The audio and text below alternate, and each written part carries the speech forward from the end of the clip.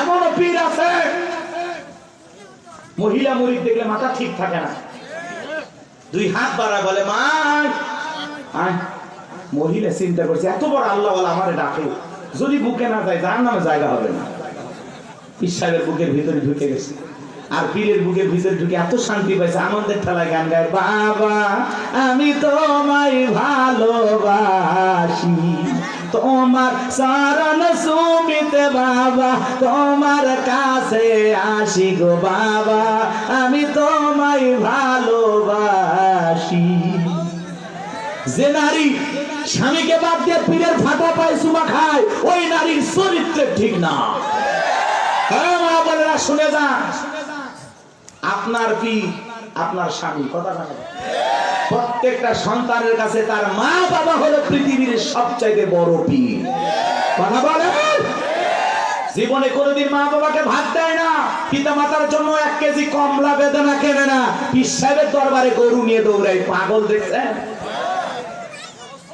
মা বাবার খবর নেয় না, পীরের বাবার খবরের অভাব নাই। আল্লাহ হেদায়েত দান করেন।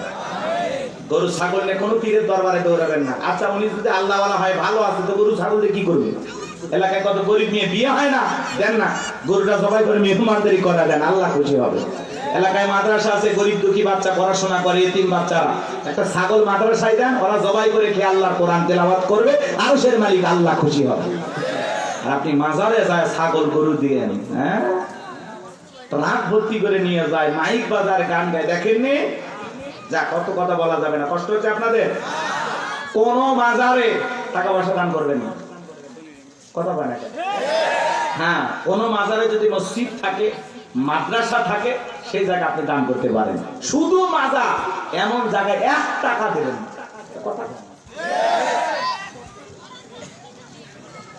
আপনার যা বলতেছে আপনি তাই করবেন। মাজারে কেন টাকা দিচ্ছেন? উনি আল্লাহ ওয়ালা না, ভালো আছে না, টাকা দিয়ে কি করবে? আঙ্গুল কিনে খাবে?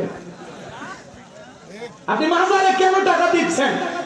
এতিম অসহায় প্রতিবন্ধী হাত পাতে 5 টাকা দিতে পারেন না, আর মাজারের দান বক্স থেকে 1000 টাকা 500 টাকা কেমনে ঢুকান? টাকা যেটা মানুষের দরকার না মরা মানুষের? যেটা মানুষ কান দিচ্ছে হাত পাতে, আপনি সেখানে দেন না। আর মাজারে পীর সাহেব একবারও ডাকলো না, এই মুসলিম টাকা দে, চাইছে ওই জায়গায় কেন টাকা দিলেন? বলেন কেন দিলেন? কিসের বরকতের আশা? সন্তান হয় না, 56টা দরবারে ছাগল মানত করে, এই মাজারে ছাগল দিলে সন্তান হবে, পাইছেন কোথায়?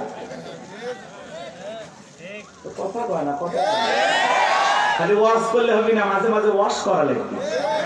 আরে ভাই আমাদেরকে দেন, মাদ্রাসায় দেন, কথা কয় না। দেওয়ার লোক খুঁজে পান না, যেটা মানুষ চোখের সামনে কান্দে মরে যাচ্ছে, ওই জায়গা দেয় না, ওই মরা পীর সাহেবরা দিয়ে এসেছে। ওই পীর আছে না, কলার গাছ আছে, আসলে কোনো মাজার কিনা আপনি জানেন? অধিকাংশ মাজার মিথ্যে মিথ্যে মাজার বানাইয়া ভণ্ডামি শুরু হয়ে গেছে, কথা বলেন ঠিক না? আল্লাহ যেন আমাদের হেদায়েত দান করেন, একটু জোরে বলেন আমি। অনেক মাজার মুজারিরা বিরক্ত হয়েছে, অনেকে ফোন দিয়ে হুমকি দিছে, তোমরা আল্লাহ আল্লাহর বিরুদ্ধে কথা বলো, মরার আগে জবান বন্ধ হয়েছে। চিন্তা করছেন? ফরিদপুরে সালতা থানা আটরশি আছে না, আগে যাইতে পারি না, আমার সেই হুমকি দিত, এই থানা এসে তোর হাত পা কেটে নেব। এই গত 29 তারিখে ওই জায়গায় বয়ান করে আসে, কই হাত পা কাটার লোক বলে খুঁজে পাই না। কারণ ওই যে ওদের যেখানে আমি একটু সাইজ করছিলাম, খবরদার এই ভণ্ডদের কাছে যাবেন না। হক্কানি আল্লাহ ওয়ালা ভালো, সেখানে আপনি যাবেন, কিন্তু ভণ্ডদের কাছে যাব না। যেখানে ইসলাম আছে সেখানে আমরা আছি, যেখানে ভণ্ডামি আছে সেখানে আমরা নারী পুরুষ একত্রে যেখানে। আরে ভাই মহিলা মানুষ কাছে থাকলে মাথা ঠিক থাকে, কিসের জিকির? জিকিরের কথা মনে থাকবে। আল্লাহ হেদায়েত দান করে। ওই জন্য তো ভণ্ডরা বলে মনের পর্দা বাইরের পর্দা, আরে শুনছেন না?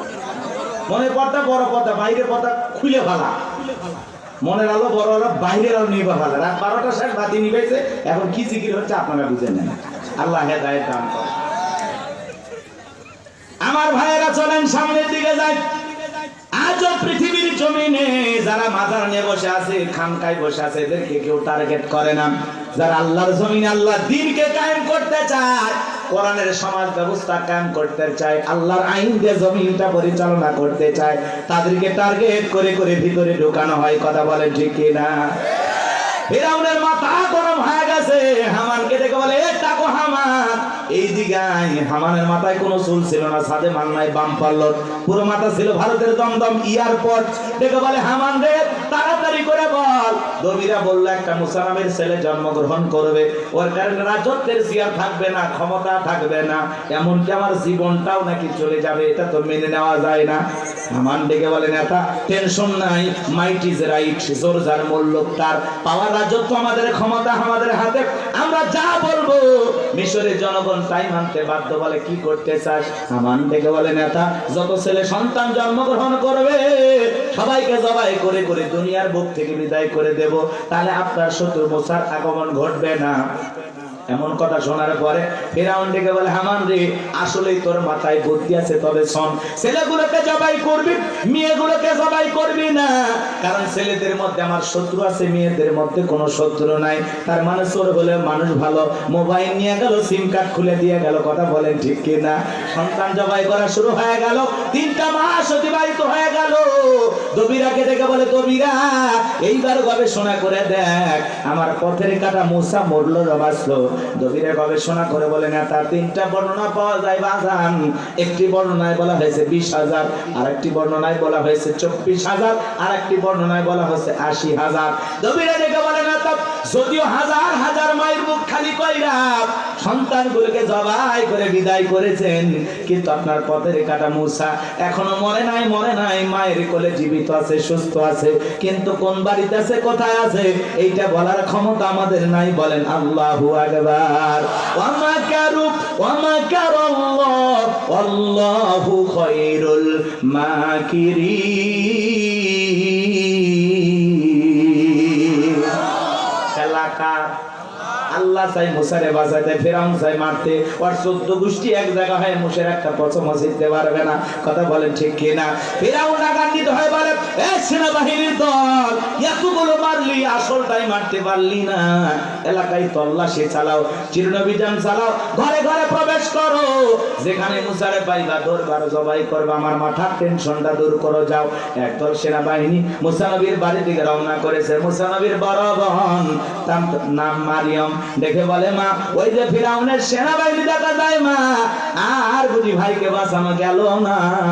মুসা নবীর মা সন্তানকে এই দিক সেদিক দৌড়ায়, কে যেন ইলহামের মাধ্যমে আওয়াজ দেয়, বলে, মুসার মা তোমার সন্তানটাকে চুলার ভিতরে ফেলায় দাও, কথা দিলাম গো তোমার সন্তানটাকে আবার তোমার কোলে ফেরায় দেব। বলুন সুবহানাল্লাহ।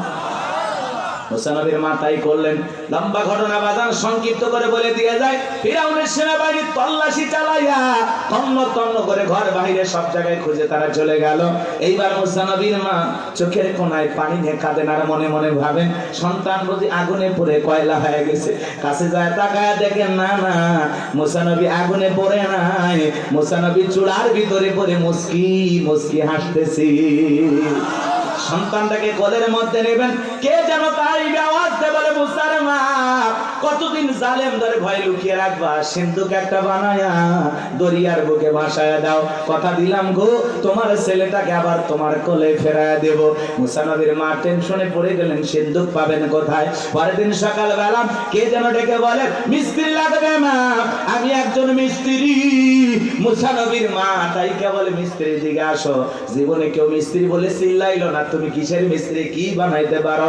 মিস্ত্রি ডেকে বলে, মা আপনি যদি মনে করেন এমন একটা সিন্ধুক আপনার দরকার, যে সিন্ধুকের ভিতরে আপনার সন্তানকে তুলে দরিয়ার বুকে ভাসায় দিবেন, ও মা চাইলে এমন একটা সিন্ধুক আমি বানাই দিতে পারি, তাই নাকি? বলে, হ্যাঁ। মুসা নবীর মা ডেকে বলে, মিস্ত্রি তুমি তোমার মনের কথা বলেছো, এরকম একটা সিন্ধুক আমার প্রয়োজন। মিস্ত্রি ডেকে বলে, মা কিছু যন্ত্রপাতি আছে, ধার দেবার জন্য পানির প্রয়োজন হতে পারে, আবার না হলেও চলবে, আপনি একটু ভিতর থেকে পানি নিয়ে আসেন। মুসা নবীর মা ভিতর থেকে পানি নিয়ে এসে দেখে মিস্ত্রি সুন্দর একটা সিন্ধুক বানায়া দাঁড়িয়ে আছে। এবার সিন্দুকটা হাতের মধ্যে দিয়ে মিস্ত্রি দৌড়ায়, পেছন থেকে ডেকে বলে, মিস্ত্রি লোহার পয়সা কিনিবা না, কাঠের পয়সা কিনিবা না, তোমার পারিশ্রমিকের দামটা কিনিবা না। মিস্ত্রি ডেকে বলে, মা যারা বিপদে পড়ে আমি তাদের উপকার করি, বিনিময়ে টাকা পয়সা গ্রহণ করি না। মুসা নবীর মা ডেকে বলে, মিস্ত্রি এই বিপদের দিনে এত বড় উপকার করলা, লোহার পয়সাও নিবা না, কাঠের পয়সাও নিবা না, তোমার পারিশ্রমিকের দামটাও নিবা না, অন্তত তোমার নামটা বলে যাও, মাঝে মাঝে তোমার কথা মনে হলে আল্লাহর কাছে তোমার জন্য দোয়া করব। মিস্ত্রি ডেকে বলে, মা আমি দুনিয়ার কোনো সাধারণ মিস্ত্রি না, আমি আল্লাহর ফেরেশতা, আমার নাম জিবরাইল। এইবার সিন্ধুকের ভিতরে মুসা নবীকে তুলে দরিয়ায় ভাসায় দিলেন। আর মেয়ে মারিয়ামকে বলে, মা সিন্ধুক ভাসতে ভাসতে কই যায় খবর নিয়ে আসবি। ওই দিন বিকেল বেলা ফিরাউন তার প্রিয়তমা স্ত্রী আসিয়াকে নিয়ে আসছে সমুদ্রের সৈকতে হাওয়া খাইতে। মাঝে মাঝে বউকে একটু বিনোদন করার দরকার আছে না নাই? হালাল বিনোদন। মাঝে মাঝে ভাবি কিনে কক্সবাজার চলে যাবেন যদি সামর্থ্য থাকে। কথা কয় না, বউকে পর্দা করাইয়া নিয়ে যাবেন। আমি কি বলছি কক্সবাজারে যে হাফ প্যান্ট পরে গোসল করবেন, তাহলে গুনাহ হবে। কথা কয় না কেন? কিছু পোলাপান আছে বউ সুন্দরী, মাথা কাজ করে না, কক্সবাজারে নিয়ে যায় ঘোড়ার উপরে তুলে সেলফি তোলে, সুন্দর করে সমুদ্রের পানিতে গোসল করতেছে, সেলফি তোলে। বিকেল বেলা আইডিতে পোস্ট করে বলে, প্রিয় তোমার সাথে কক্সবাজারের প্রথম দিন কিছু ছবি তুলেছি দোস্ত তোমাদের দেখার জন্য, ভাবিকে বৃষ্টি ভিজা শরীরে কেমন লাগতেছে একটু লাইক কমেন্টসে জানা। এর চাইতে মূর্খ বেয়াদব সমাজ আর কেউ আছে নাকি? যে নিজের বইয়ের ছবি ফেসবুক আইডিতে ছাড়ে, এর রুচিতে সমস্যা। কথা বলে, এই বউ হলো পার্সোনাল জিনিস, একান্তই আমার, এটা পাবলিসিটি করার জিনিস না। কথা বলে না, এমনিতে নিয়ে মানুষকে জ্বালায় আছি আমরা, তার উপর আবার বইয়ের ছবি ফেসবুকে ছাড়ে। কত পাগল আপনারা না? হুজুরে এখন একটা গান বানাইছে, শোনি? কথা কয় না কে? শুনছেন? কোন গ্রামে বাড়ি তোমার, কেমন তোমার বাপ, ফেসবুকে ছবি সাইডে করছো কেন পা? শুনছেন না? যাই সময় নাই, অনেক লম্বা হবে, কষ্ট হচ্ছে আপনাদের, বিরক্ত হয়েছেন আমার কথা?